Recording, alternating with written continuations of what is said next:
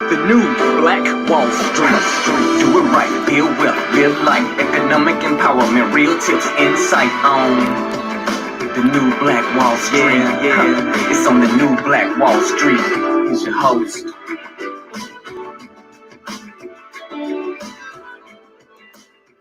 Hey, grand rising to you billionaires. Thanks so much for joining us here this morning, this magical Monday for the Money and Power Show. I'm your host here, ERGJ, your certified financial educator, CEO of ERGJ Enterprises, ERGJ Black Bazaar, and international best-selling author of the book, The Black Billionaires Club.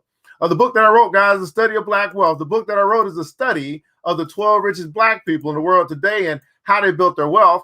And I just truly believe that if you want to be wealthy, that's a big if, by the way. But if you do, I recommend that you study wealthy people.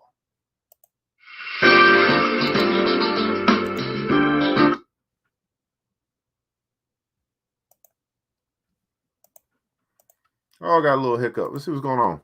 Brother Anthony is in the house, man. What's going on with you, man? Thanks so much. Oh, video.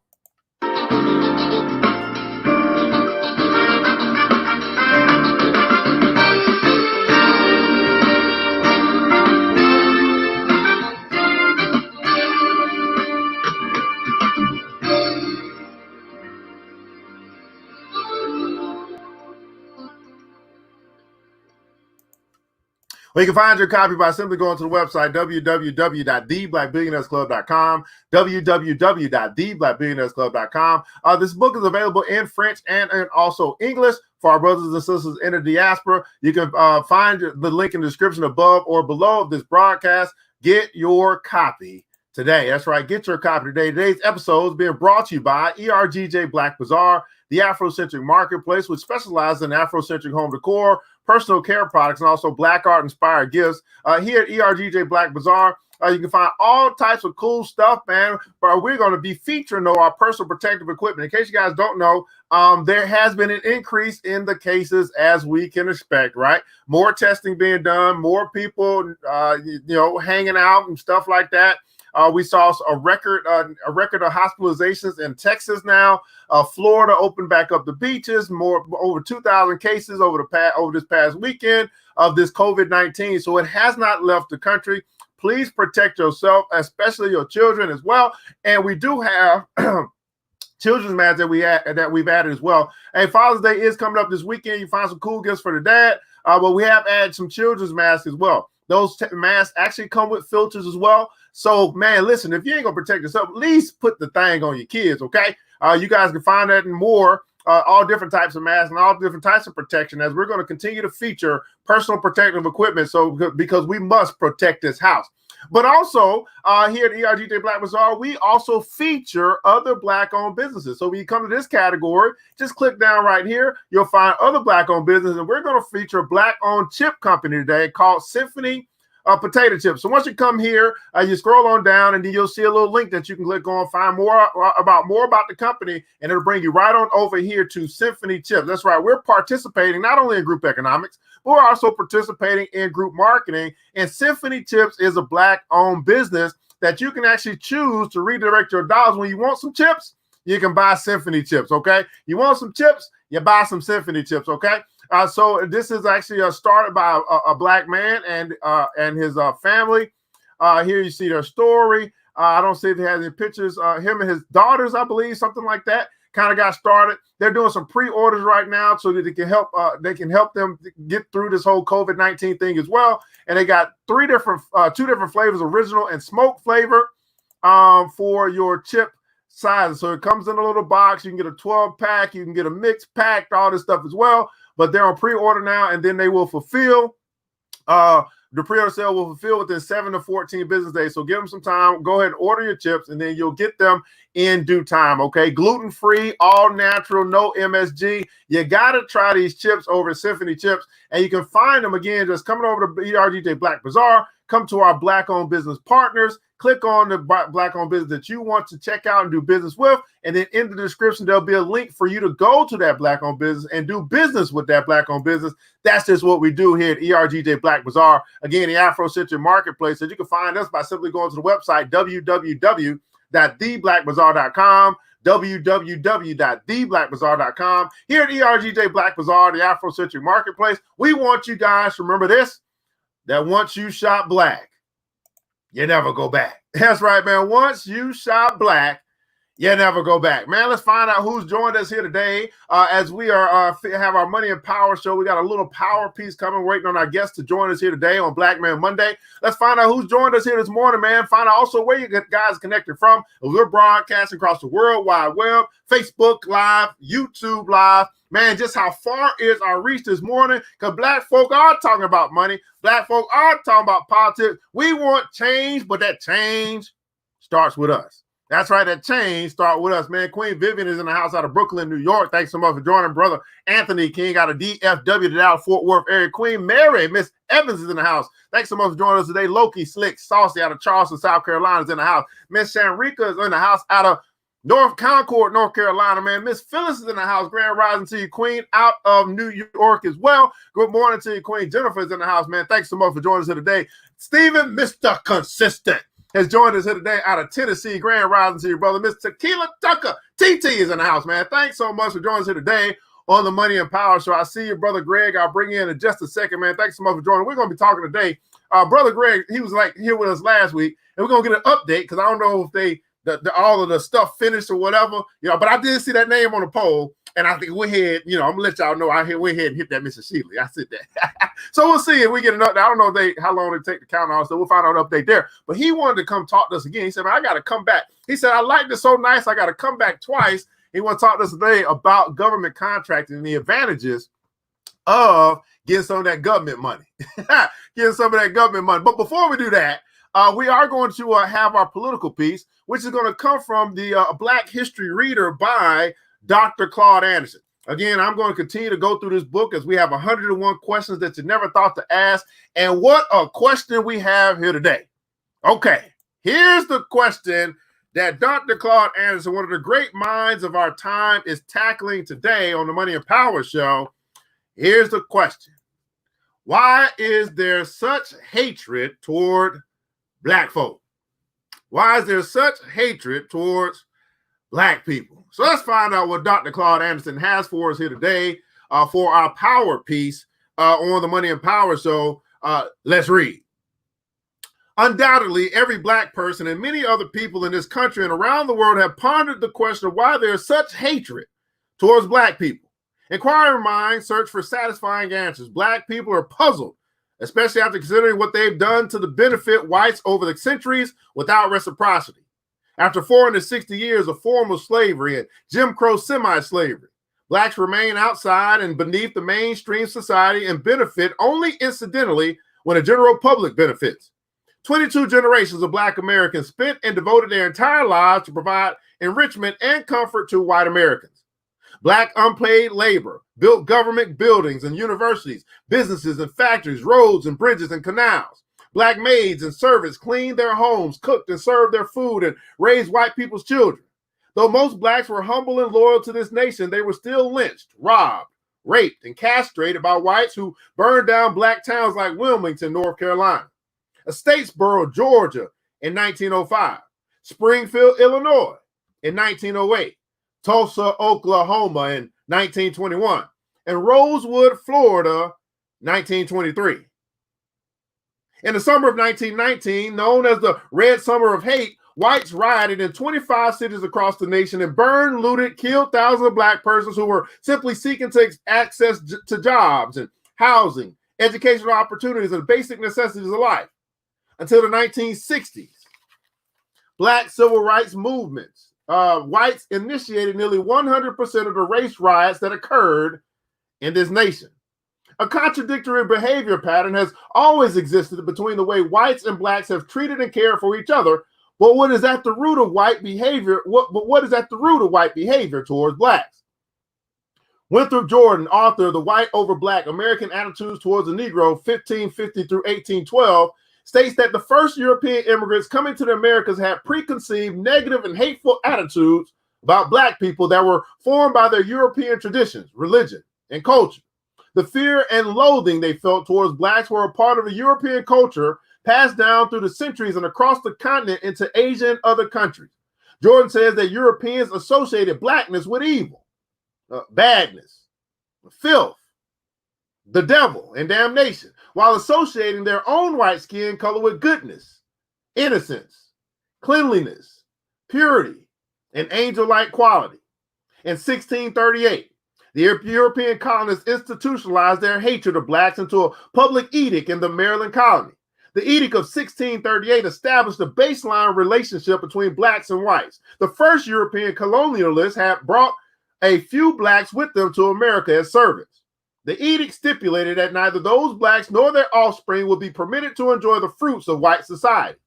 In 1663, the Maryland legislature confirmed the public edict with a law stipulating all Negroes shall serve as slaves for life. That legal expression of hatred toward blacks carried over into the Articles of the Confederation, the United States Constitution, and was the foundation for the creation of racial slavery in the United States. Moving along the timeline of history, other writers hypothesize that whites' hatred of blacks relates to the American Civil War and the destruction of the Southern genteel culture and lifestyle. These writers speculate that Southerners hold blacks responsible for the South losing that Civil War.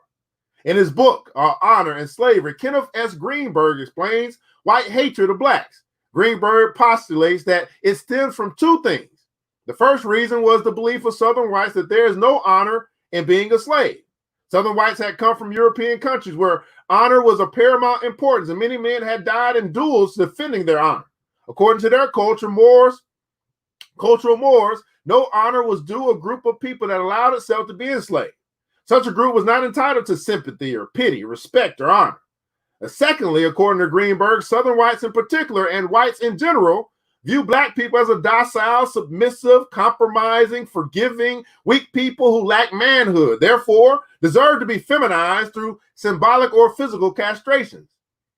In summary, Greenberg presents the position that some whites hold that blacks would have been better off fighting and dying rather than allowing themselves to become the lowest and most subservient individuals in society.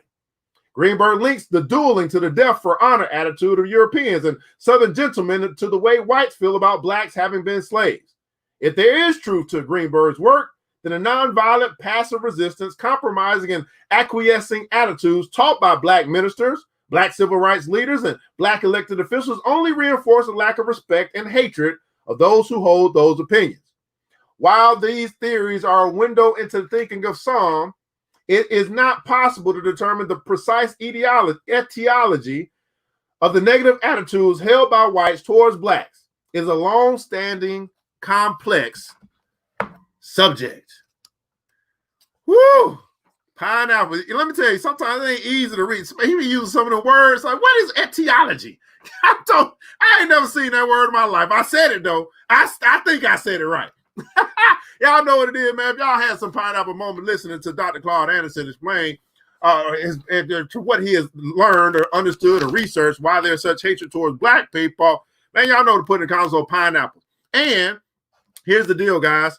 I think we're going to do it. I'm going to take some time to go back and really go through these areas that were burned down, because we many of us, if not all of us, have heard about Tulsa, Oklahoma. Some of us have maybe watched the movie Rosewood and we saw that depiction. But Wilmington, North Carolina in 1899, Statesboro, Georgia, I didn't know about that in 1905. Springfield, Illinois, I think I heard about that from my parents. They're from Chicago in 1908. Rosewood and Tulsa, Oklahoma. I think I'm gonna take a 5-day, 1 week, 5 days to go through that. That might, maybe I can get it done next week. I don't know. I think that's gonna be good. But at any rate, let's catch up on these comments, man. Bring our guest in. We're gonna give him some time. I will say that the stock market right now, the futures are down. Coronavirus pandemic has reared its head again. We're working on the second wave. So a lot of opportunity might be coming up for people who missed the first wave. I'm telling you guys, people get rich in recessions. Okay, that's where money is made, when everybody else is scared and they are thinking that the sky is falling. Chicken Little thinking. Let's catch up on these comments, man. What's going on, Big Sis? How are you? Thanks so much for joining. The hatred is based off of fear. And some pineapple moments going on here today. Some pineapple moments, man. Learning something new. Man, we're going to have fun and we're going to learn as well here today on the Money and Power Show. Let me bring my guest in and give me a quick thumbs up if you're ready, Mr. Sheila, if you can hear me and all that good stuff. You're good to go? All right, fantastic, man. Let me bring our guest in. Brother Greg Sheila has joined us again here today on the Money and Power Show. How's everything going, brother? Pretty good. Thanks for asking. Everything going on your end?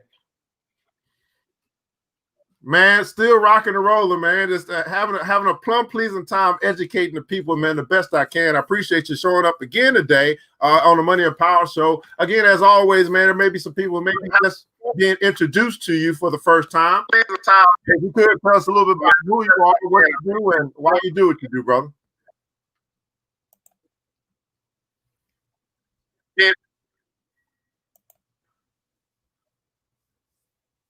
We got a little delay. My name's Greg Sheila. Live in South DeKalb in the Stonecrest area. Been here in DeKalb. I've been here for about 19 years. I'm an entrepreneur, businessman, and real estate and construction, and been doing that for 16 years now. My niche in real estate and construction is doing government contracting. So most of the jobs that we do them for the government, either federal, state, or local municipalities. Written a book called The App Millionaire, on a couple of boards here in the Atlanta metropolitan area. Volunteer in the area, do some volunteering. And one of the side businesses that we have is we develop mobile apps for businesses, and most of them are real estate and construction related mobile apps. So the company used to have 32 mobile apps, but we sold off a library of our apps to another company. Oh wow! I didn't know about that. You said that you wrote a book called The App Millionaire. You also had a side business that you developed, developing apps. Do y'all still develop apps? Because I had quite a few people who are like looking for app development. I don't really know any. Is that something that you guys still do? Yeah, we just developed our biggest app. Just came out not too long ago. It's called Drop-In. That's an app. It's like Airbnb for commercial space. So we developed that one, but right now we have it on hold because you really can't use it during Corona right now because no one's written out their own space right now. So the marketing of it is on hold until the coronavirus lifts. But we're working on that, and then we're working on another building app, a construction building app where the user, once you open the app, it asks you a series of questions, 10 to 15 questions, and then it will populate the whole flow chart of building a house. And it'll walk you through each step of building the house, the cost, the retail cost and the wholesale cost, the timeline. It's designed to disrupt the construction industry and allow someone to build their own house and save approximately 30%. So that's the one we're developing now. Oh wow! Okay, you putting in the work, man. So, Brother Sheila, man, there was a primary election. Is there any updates on what's going on there? Yeah, I didn't win. You didn't win the primary? No, I didn't win the primary, and it would have been very hard for me to win, which I do that going in because I was going up against I call it the Nancy Pelosi of DeKalb County. Someone's been in office for over 20 years and has very strong name recognition. So it was hard. It was a uphill battle, but I didn't win. But it was a good campaign, from the talking heads, the political talking heads in our community, actually said that we did, my camp did a really good job of putting together a campaign. And, I'll give it another go. I'll give it another go at it. And that another go, is that at 2 years or 4 years? How long is that time frame for the local? Yeah, 2 years. It's 2 years. I'm gonna ask you this, and then we'll get. I know you want to talk about government contracting and stuff as well. Let me ask this, because I found, right, when I hear campaign, or when I see people get into politics, I found that many don't really know how to sell. Like, it's, to me, it's all about marketing and advertising, right? And so, and I'm not quite sure if this is your first time or if this is your second go at it. I'm not quite sure. But what have you? Let's just say, because we also believe in this philosophy, right? That you either win or you learn. So let me ask you this question: what did you learn that's going to actually help you to actually do a better job and ultimately get the win next time? You're right. You're right. People, you know, I'm a good salesman on ideas, and I'm not the best salesman on meat. So getting into politics, you have to be braggadocious. You know, it's not a place where you go into politics and you're humble. Yeah, I did that. No, you can't be humble. You know, you got to be like, I'm the guy who's going to get it done. Vote for me because the sky will fall. You know, you got to be very braggadocious, and I'm not really good on that. But there's things that I learned. It was my second run, and I've learned something. I learned a lot both times. You know, how people respond to different things, how people respond to what you wear, how you say things, you know, and your tactics. You know, you have to have a different tactic for people over 65, for people from 35 to 55, and people from 34 under. You have to have a different tactic. And then you got to realize how much time and money you're going to devote to each block. You know, if you're creating a smaller strategy for different groups, you got to make sure that it's effective for them, and where you're going to get the most bang for your buck. You know, so the over 65 is really the biggest bang for your buck, because those are the people who vote the most. Wow, man. What you just, I mean, you, in your own little way, you just really broke down like target marketing. And then you said different age groups or demographics, which we have age as a demographic, they respond differently to different things. Yeah.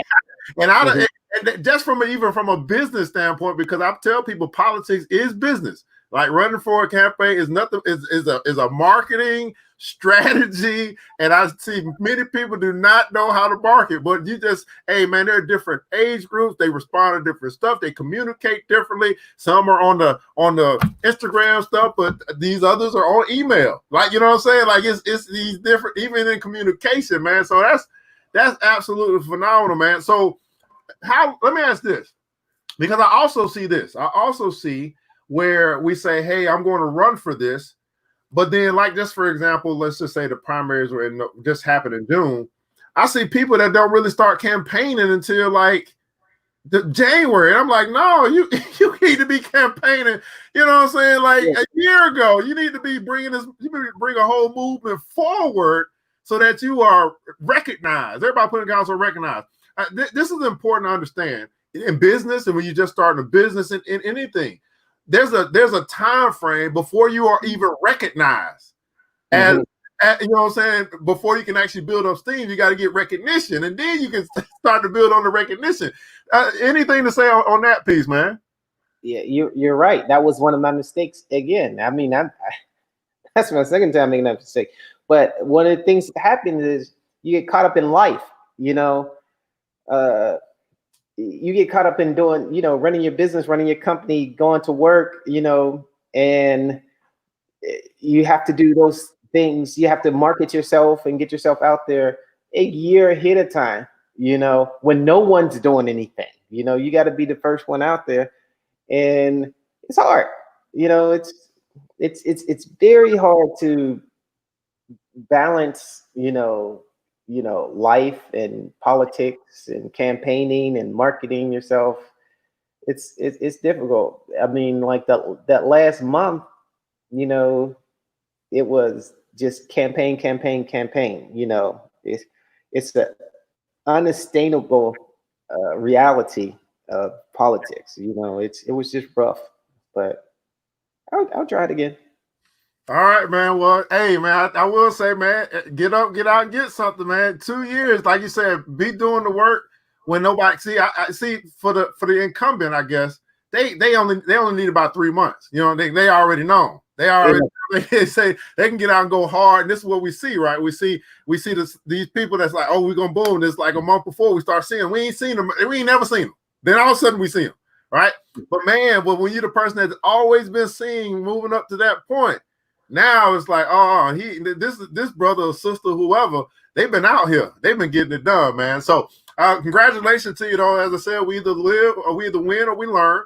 And I know that you've learned some things through this process, and that's going to fare better for you, not just in running for office, but I believe also in your business and stuff that you're running as well, because you maybe learn some new strategies on how to even make that more effective. So another day you want to talk to us a little bit about government contracting. And then also I wanted to ask you, as we lead into that, we have a couple things that's going on right now as it relates to kind of contracting, or let's say grants. It's not government contracting, where we see, I think Lowe's, which actually has a Black CEO, they put out a minority grant to help Black businesses to get through COVID-19.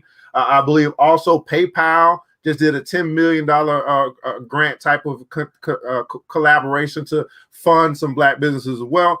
Talk to us a little bit about, I guess, these grants, because that could be kind of similar to government money as well. And what's your take as it relates to the advantages of taking advantage of some of this money that's out there?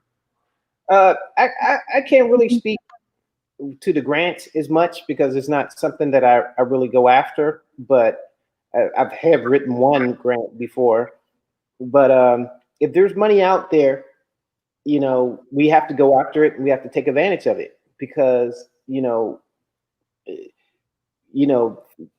basically capital input for a business and finding capital to finance your business is always a hard thing. You know, it takes years to get to the point where someone can really get a substantial amount of money from a bank or a lending institution to seed their business.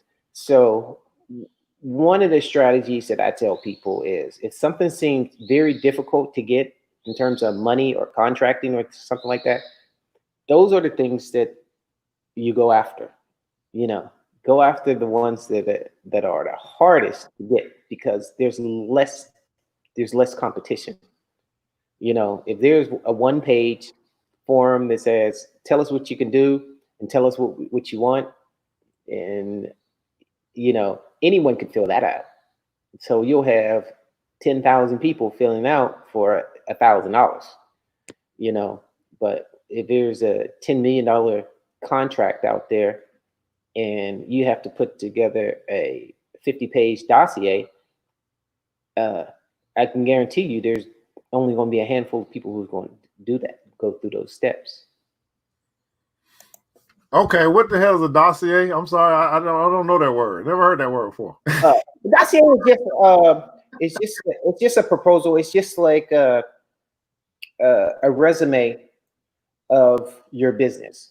You know, so what you've done, where have you been, how you've done it, your team, your philosophy, your commitment. Is, you know, in terms of government contracting, a lot of times that we felt on a proposal, there will be a perspective. It'll tell you, these are the things that we're looking for. Turn in these things to get this contract. And once you fill out everything, you're basically putting together a dossier. You know, your resume, your bios, your executive statements, your financials, maybe sometimes taxes, bonding, insurance. You're putting together all these things and you're creating this dossier on your business. And, you know, some of our proposals have been, I think our longest one was like 65 pages long. And once you do that, you know, I can guarantee you that most people won't go through the work of putting together a good proposal, and therefore that the competition is very low.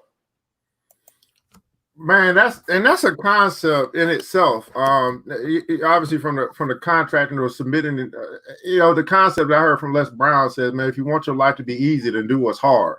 You want your life to be hard and do it easy. And we find that many people will do the easy stuff, right? Like you said, man, if it's a one pager, something, because we don't have patience. We don't want to make the time. But the things that, as you say, the big money, it's going to take a little time to get that. And so, as we get further into the longer that you got to put in the effort or the research or the paperwork, the more that you have to fill out, even from a job standpoint, typically the higher paying jobs have a longer application process. And many of us don't want to go through all that. So then we kind of settle for less. And so, there's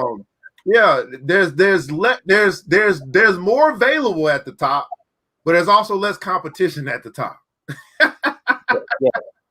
And then during times of recession or downturns in our economy, we'll see that the government spends more money, to try to stimulate the economy. Like what the government is doing. The government has spent $2-3 trillion, given to businesses and individuals in the country. So when there's a downturn, the government spends more. So if you're positioned, to do some type of goods or provide some type of good or service to the government, a lot of times those contracts are increased or extended during bad times. So back in 2010, I had this contract rehabbing homes here in the Atlanta metropolitan area, and the economy was horrible. But the economy was great for my business because the government was spending a lot of money rehabbing and building houses, trying to stimulate the economy, trying to get more houses on the tax rolls, so we were out there doing a lot of houses when a lot of people were, in my field were struggling, and that can transfer over to other areas too. So I try to tell people, and this is my give back. This is my give back in terms of businesses, trying to educate people on getting a piece of the pie, of the government pie, going after government contracts. So you can go after federal contracts, state contracts, local contracts, school board contracts. They all fall under the umbrella of government contracting. And if you have a goods or services, that fits in what they need, then it's a good way to supplement your business or build your business upon government contracting. Man, supplement or build yourself upon. For those that are watching us here live, I would like for you to put in the comments below what product and or service, if you are in business, do you provide? My question is, what value do you bring to the marketplace? What product or service is it that you provide to the marketplace? I love to see who's representing here today. So I got a scenario for you, brother Sheila, because I just brought it up. Just came to my head. So, one of the things I dabbled into as the pandemic kind of when I, was into the protective equipment, right? Shields and gloves and shoe covers and masks and stuff, right?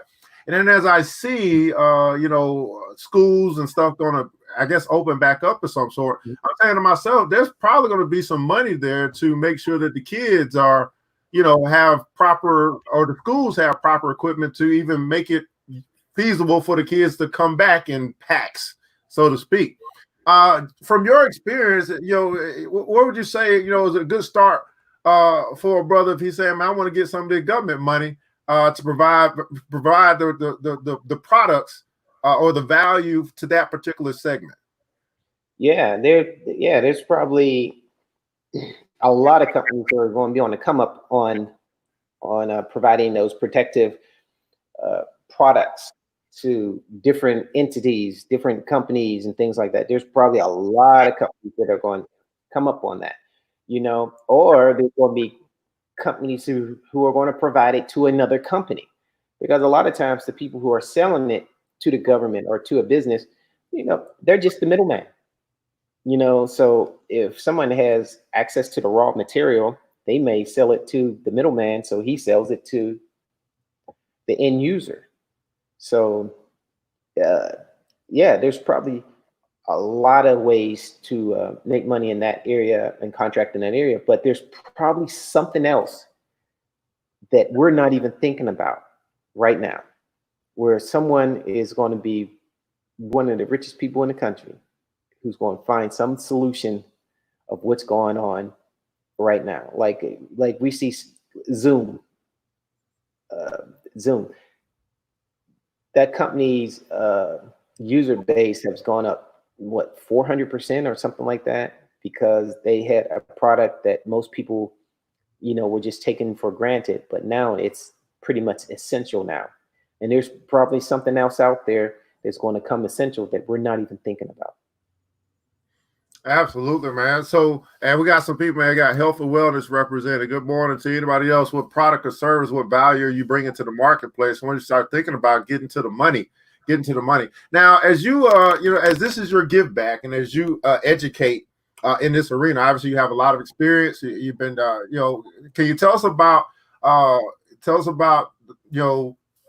your first contract, and then, but before you get to actually about your first contract, what were there some fears that you had to overcome as you got into, man, let me go see if I can get some of this money? Oh yeah, I remember my first contract. It was like a $20,000 contract, and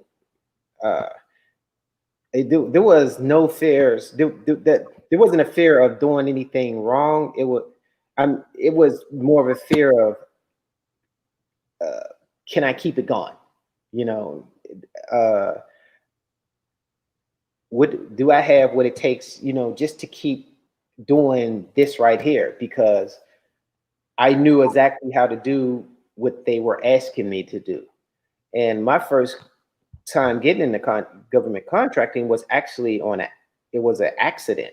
I was a real estate investor. So I was buying houses just like everyone else and fixing them up and renting them out. And I was a landlord. So I had all these houses that I was buying and I was fixing up, and I was putting people who had Section 8 in the houses. And we were doing so many houses. I said to myself, there's probably other builders who do Section 8 who may want my services, to fix up houses too. Or maybe the Section 8 people need someone to come down and fix up houses. So I just called, I thought I was calling Section 8, but I was calling housing, DeKalb County Housing, and which is a whole different department. It's not even the same. There's no overlap. There is altogether different. And I asked them, hey, are you looking for contractors to fix up houses? And they said, yeah, we have a program. It's called Community Development Program. And we're looking for contractors all the time.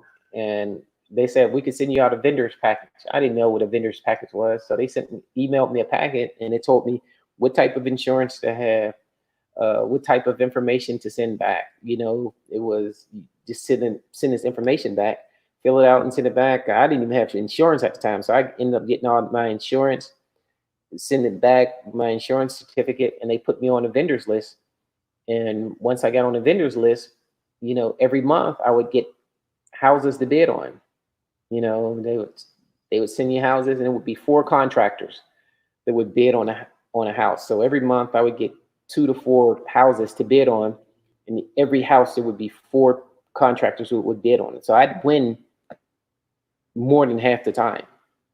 And I ended up, for DeKalb County, I think I ended up doing over 400 houses for them, just fixing them up. Wow. And over 400. What kind of influx? I mean, over there, you said that was just obviously a contract that kept, I guess you kept. Do you get the contract and it's like, okay, here's the amount of time you had a contract, then you have to renew or relist or resubmit? Mm-hmm. So this one was a vendors list. So it was just looking for qualified vendors. So it wasn't really a contract. So the county was actually getting contracts through the federal government to do this type of work. And we were vendors who would execute the work. But after a while, we started going after bigger contracts. So once you go after the bigger contracts, we would be the prime on the contract. And we would have the contract. They would be, maybe a 3-1 or a 3-2, which means you get the contract for 3 years and 1 renewable year, or 2 years and 2 renewable years. You know, so it's always a stated amount of time. One of the contracts that we just finished, we had for 10 years for one of the municipalities. Wow. Now let me ask this, brother, see, because I've learned in the space of when we get to a space of learning something new, we generally, because it's maybe new and it may be new language, we don't really know the right questions to even ask, because it's just kind of like all brand new. Even though I think many have heard about government contract, I think many may even understand the concept of it, but it's the nuances of it that I think maybe get people. What have you, in your give back and in your teaching, what are some of the hardest things to help people overcome if they really say, man, let me move into this area and begin to learn this space so I can, kind of get to the money in this arena? Yeah, all contracting is not the same, and all levels of contracting, they're different. So when I tell people, we focus on government contracting. There's people who say, "Oh, I don't like contracting with the government." And once I ask, "Well, what do you consider contracting with the government?" It takes a long time to get paid, and it's just a lot of work and a lot of paperwork.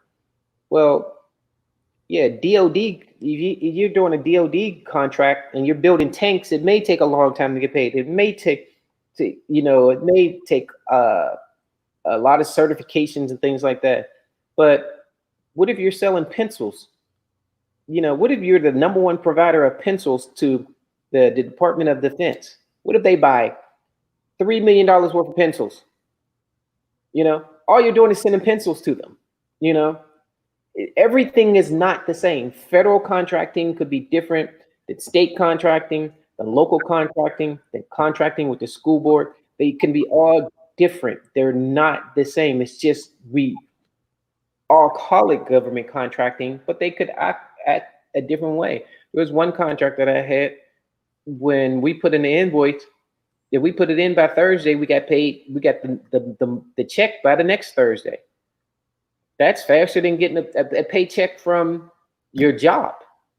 So we can't put everything in one box and say, I don't like dealing with the government, because they're all different. They all operate different. And the government, the federal government is the biggest buyer of goods and services in the world. And your local government, let's say the city of Atlanta, locally is probably the biggest buyer of goods and services, and probably in the city of Atlanta. So when we overlook doing business with the government, we're overlooking doing business with one of the biggest buyers and services there is. So it's something that we, a lot of businesses at least put it on their checklist to try to increase some revenue in their business somehow, some way.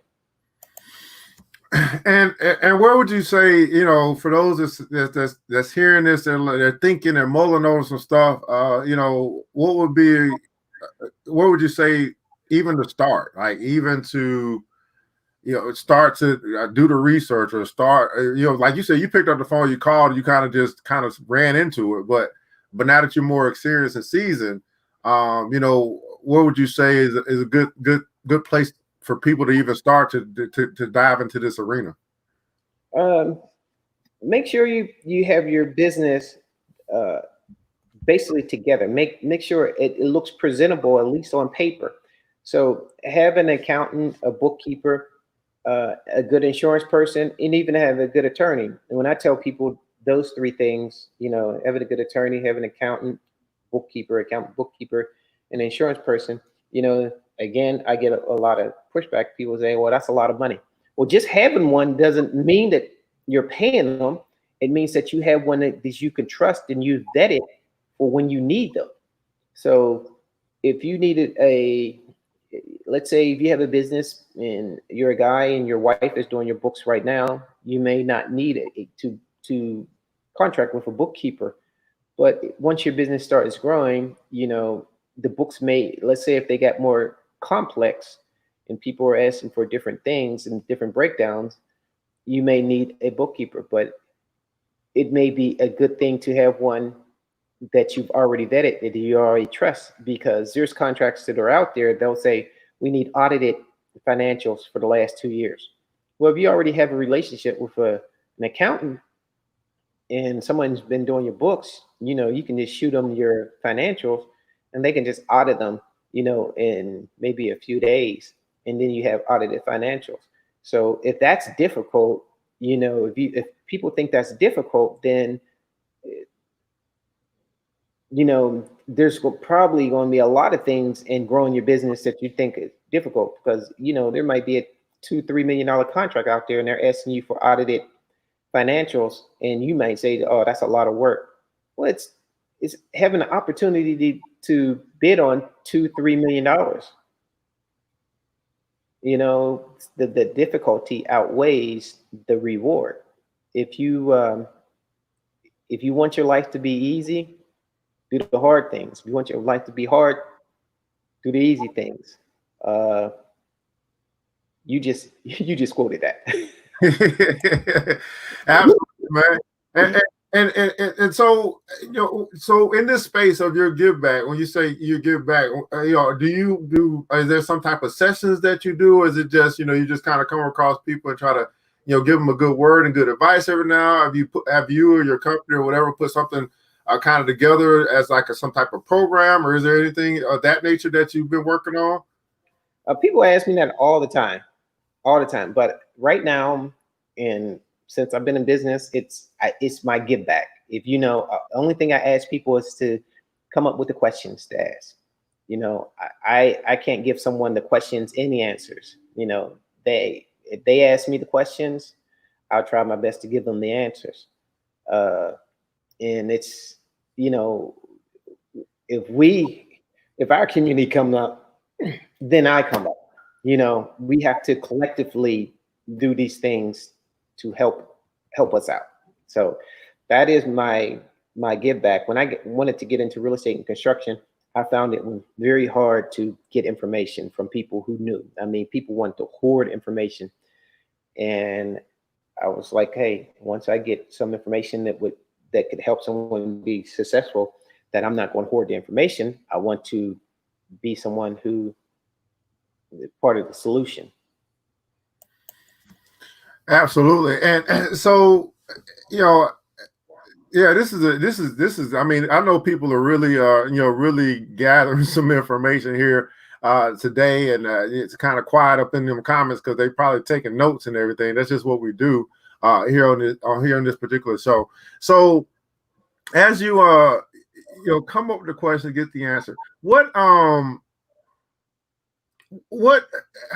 Okay, so when you go and do these bids, and obviously in real estate, I guess that's not necessarily a good question, but I'd imagine that there are, as you said, the biggest buyer of goods and services in your particular state is probably the government, the local government. The biggest buyer of goods and services in the country is the federal government. Is it possible that some people just not only just overlook government contracting, but overlook the value that they actually bring to the community itself? Like you said, it could be pencils, but you may not think that the government buys pencils. So you would never think to, say, hey, let me see if the government needs some pencils. And so are we also quite possibly overlooking, the value that we bring to the marketplace, and really conceptualizing that this is something that service and or product that the government could use in some spaces that we have across all these different type of government entities. Yeah. I look at it as, and we talked about it last time. I look at it as getting my tax money back. So when the government is buying these goods and services, they're spending your hard-earned tax money. So if you want to get it back, you sell the government some type of good and service and get the contract, and you're getting your tax money back. And yes, people overlook the value of it. There was a contract that I went after years ago. It was $9.7 million contract. when I went to the pre-bid meeting, there was 60 companies there. Some of them came in there. I mean, these people look like new money, old and new money. Brooks Brothers suits. 60 people signed up for the pre-bid meeting to get the information. Only 9 companies put in a bid for. Wow. Out of the 9, they chose 5 companies. 5. So you had a 60% chance just putting in the promo. I mean, just putting in the proposal. Not 5 companies, and then one of the companies dropped off because of something in their insurance. Then another company dropped off because they didn't have the finances. They went through some financial trouble. So you drop those companies. So that's, if you just put in you had like an 80% chance of if you just put in a good proposal. And that was one of the contracts that went on for years and years and years, you know, and you can't psych yourself out, you know, oh, we're not one of these companies yet, and we can't get to that point yet, you know, these are the big boys. This is one of those contracts that they give to the big boys. I hear that all the time. Just put in a good proposal. Man, I can even imagine. Sometimes the entities don't want to deal with a big company. You know, sometimes they don't want it. They want someone, a smaller local contractor who's easy to talk to and get in touch with, and they can talk to the head person. So don't psych yourself out from not going after, you know, bigger contracts as well. Man, that leaves me with 2 questions. Then we'll begin to wrap this up. Do you find, as it relates to just our community, as it relates to the Black community, do you find this to be true that we're scared of big money? Oh, we're scared of money. I say it all the time. We're not even. We are so scared of money, and I tell this to people all the time. I tell this to subcontractors who work for me. They scared of money all the time. Like, I will have a job. I will be subcontracting a job. Let's say it's a roof. The roof is $10,000, and there's another job out there that's a $500 job just to patch a roof. Almost every time, someone from our community will go to the $500 job to patch the roof before they come to the $10,000 job to patch the roof, because to do the whole roof. Often they'll go to that smaller job because they're more comfortable with it. They can conceptualize the $500 better than the $10,000 jobs. Even if they do the bigger job, they will go to the smaller jobs because people are scared of the money. People in our community, they relate more money to more problems. And I say less money, way more problems. You just we relate to more money, more problems as a community, and so because because of the more problems mentality that we connect to more money, we don't go after the more money. I see it all the time. You know, people, you know, in the back of their head, they think they're not worthy or they're not ready. They cannot do it, but they can't see themselves next to the money. You know, they can't see themselves. They've been doing, you know.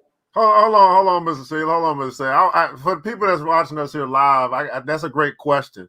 I want you to think about wherever you are in life and business and your job or whatever, because he just made it very. I'd like for you to answer this question.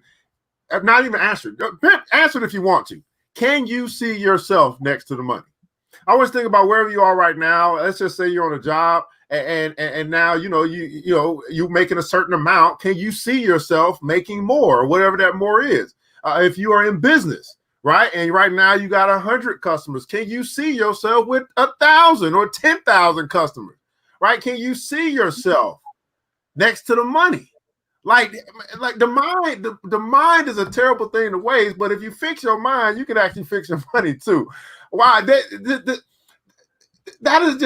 is it speaks volumes, brother Seeley, that to be able to see yourself, with hundreds or thousands or millions, and the Bible talks about going from faith to faith, so we understand that your belief can increase as well. Like once you get to because a big number for many people, brother Seeley, is 6 figures. But once you get to 6 figures, you have no problem believing that you can get to 6 figures anymore. That's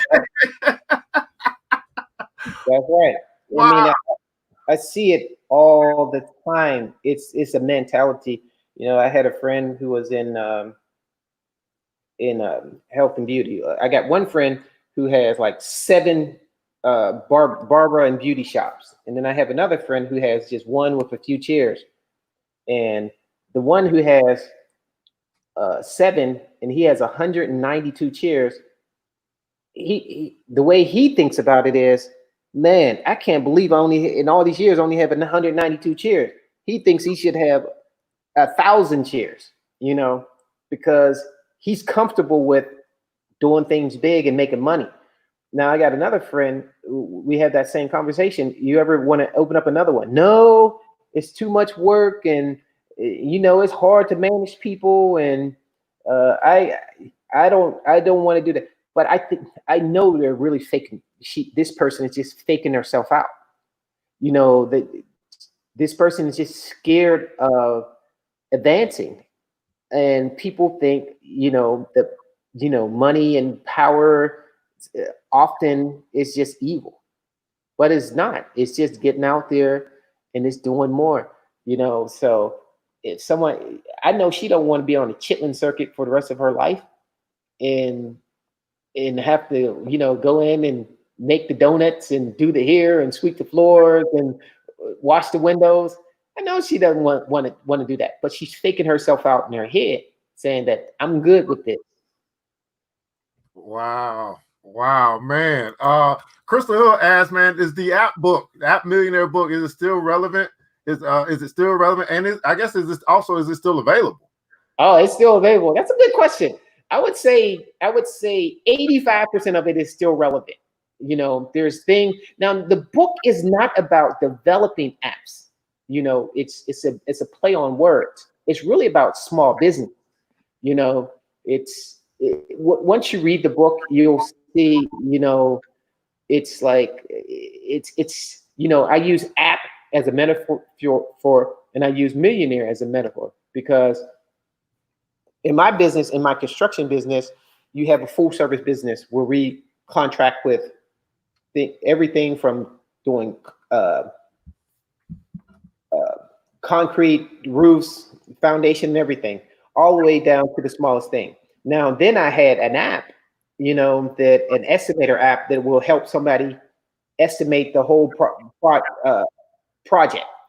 And that business in your hand at one time was making the same amount of money as a whole construction business, because it was very little overhead. And it was just somebody pressing on a button, paying 99 cents or all the way up to $4.99.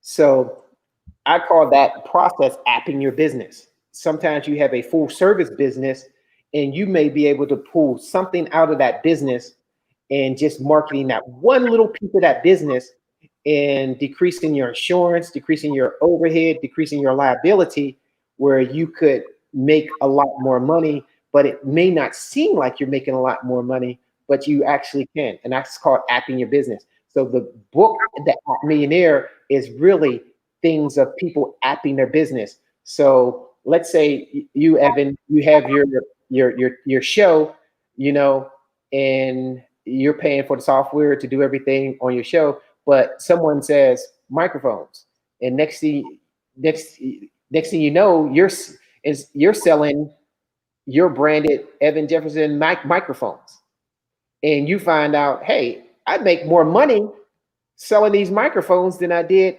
trying to find sponsors for my talk show. And this is easy. It's just drop shipment. Somebody goes to my page, they buy that microphone, and the company drop ships it to them. They get 70%, I get 30%. And that's called apping your business.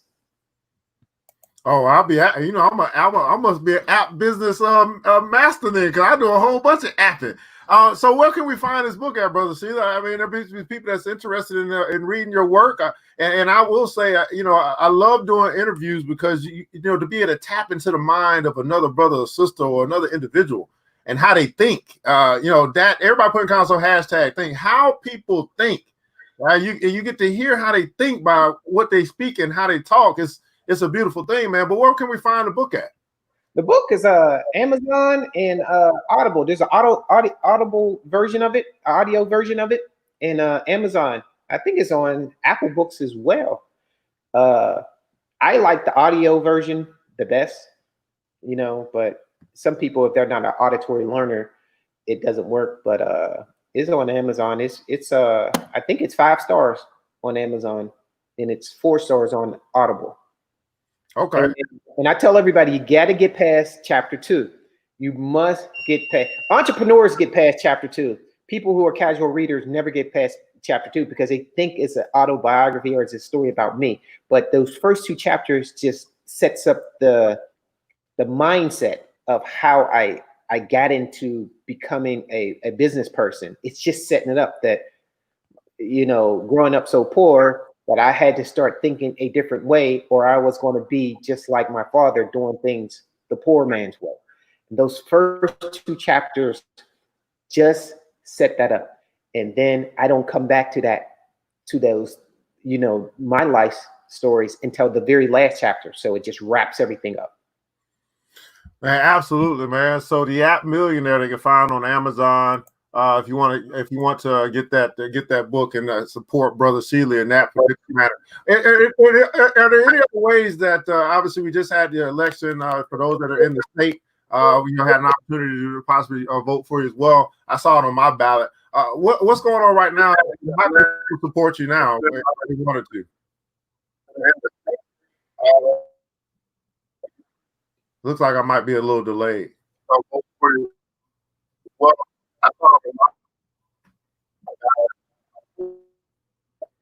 Uh-oh. Let's see if I can do something here. All right, look like we might have just okay, we go. Me. Can you hear me now? Yeah, we're good. Hello. Can you hear me now? Yeah, we're good. Can you hear me now? Yes, I can hear you. Can you hear me? It's not for people to support me. Yeah, I can hear you. Okay. Okay, yeah.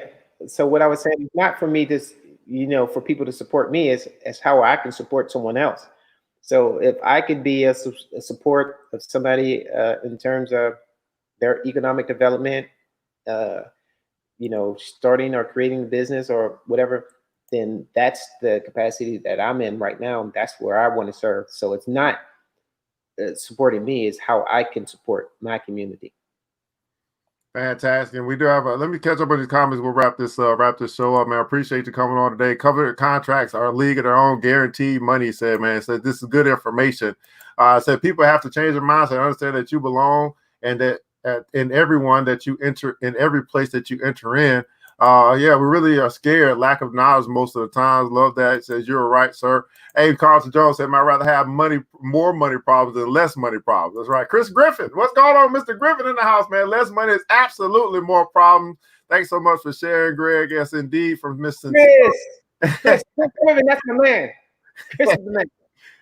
Chris is the man. I'm glad he showed up here today, man. Absolutely. Somebody asked me, how can you be reached, Brother Sheila? Hit me up on Facebook. If somebody hit me up on Facebook, I'll give them my information.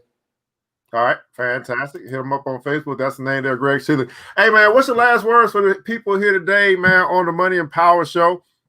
And we've talked a few things. I didn't even ask you about what Dr. Claude Anderson said about, Black people being hated. I know you heard that piece as well. Well, what's the last piece here today on Money and Power Show, Black Man Monday as well, as we begin to wrap this show up, Brother Sheila? A lot, I think of each one teach one. Once we acquire a certain amount of knowledge, we have to look back and reach back and share our knowledge to try to help us out, our community out. And we need more and more people to think like that, and more people to do things like that. And I want to be a vessel to try to help. This is my give back. It's not something that I charge for or anything like that. But sometimes people think because I do it for free, it's not as valued. And that's okay. But a lot of different groups of people, this is what they do, because they see their conditions as a whole, as one. And we have to start seeing things like that together. So I hope that, I can be a help for someone, in the near future or in the future. And if I'm helping someone, I hope that person would reach back and help another person. That's my mindset.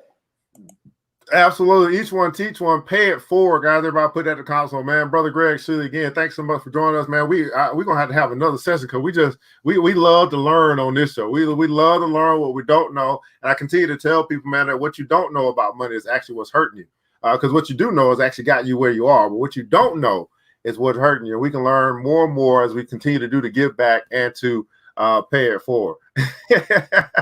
Well, beautiful people, man. Again, excellent interview. Crystal Hill said, man, Chris Griffin, man, props back at y'all, man. We appreciate you. This is the Money and Power Show, beautiful people. Again, we talk money, economics, we take power, politics, we put that thing together, and you got money in the power. Money in the power. Y'all remember that song? Hey, I'm your host, ERGJ, man. I want you guys to remember this, that it takes a village. It starts with us. Let's continue to build, people, as we climb together. We all we got, beautiful people. Matter of fact, we all we need. And thank God, that's more than enough.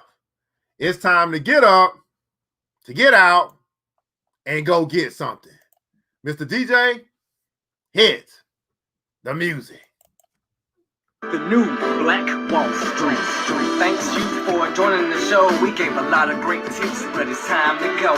Take the knowledge we shared, hope you use it and grow. We'll see you all there in the next episode of The New Black Wall Street.